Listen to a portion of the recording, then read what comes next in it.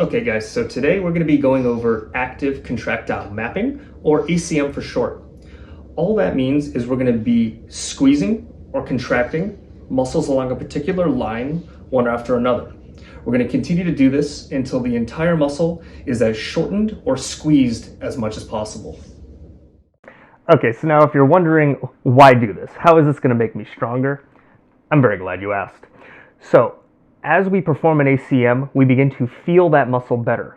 A muscle that we can feel better is a muscle that we can move better. And then a muscle that we can move better becomes a stronger muscle. The other really cool thing about this is as you learn how to squeeze a muscle harder, it means you'll also learn the opposite. You'll learn how to relax that muscle. So if you have chronically tight traps like everybody does, learning how to squeeze those better will actually then relax those. And now tension headaches are gone. Okay guys, so before we get into the movement on this one, I'm going to run you through a rapid anatomy lesson. So first is going to be your spinalis, and that's just running along the same side of the spine. So with our spinalis, we're going to be targeting this area right at the base of the skull, down to that same side opposing hip, and it's going to be all those muscles in between, and we're just going to be kind of bringing them all towards each other. And then for our transversospinalis,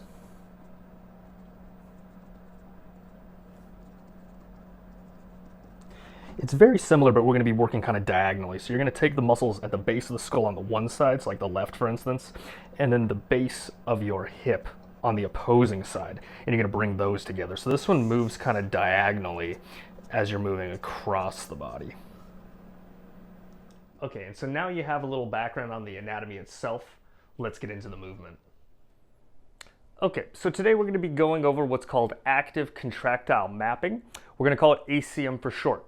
So we have two different ones we're going to tackle, both in your back. The first one is called your spinalis. It's just going to run along the same side of the spine. And then the second one is your transversospinalis, which basically is just diagonal. So you could think of it as, base of the one side of your skull down to the opposing hip on the opposite side. And so the reason we're doing this is it's going to help you contract those muscles better, which means you'll be able to feel those muscles better, move those muscles better, and then you'll also feel stronger in that area. So it's a really nice warm-up to start with. The key here as we get started is you need to keep the previous movement as you add the steps that come after it. At no point are you replacing one movement with the other. So it's like a chain that you're continually adding to. All right, so the first thing you have to do is go into anterior pelvic tilt. All that means is once your hips are a little bit unlocked, you're gonna tuck your hips back. So you're just sort of backing it up like we are getting ready to dance, okay? Now you're gonna hold that position and we go into spinal extension. So all that is leaning back. So from there, I'm gonna lean myself back, and now I need to pick a side. So for spinalis, let's say we're gonna go to the right. So I'm just gonna now go into lateral flexion, which is just leaning to the right. And now I go into rotation. I'm gonna go to the same side. So I'm gonna take my spine and turn towards my right. Now I just need to repeat that with my neck. So first I lean the neck back, that's our extension. And then I'm gonna do my lateral flexion, so think ear to the shoulder. And now I just turn my head, my rotation ends it, and I go to the right as well. And now we've got a fully contracted spinalis. Go ahead and shake that out. Okay, and so that was our spinalis. Next we're gonna go into our transversospinalis. They are very similar, but you have a couple extra steps, and a couple of them you'll be turning the opposite direction, because remember, this one moves diagonally, not all along the same side. So initially, you are going to start the same way by pushing it back with our anterior pelvic tilt, okay?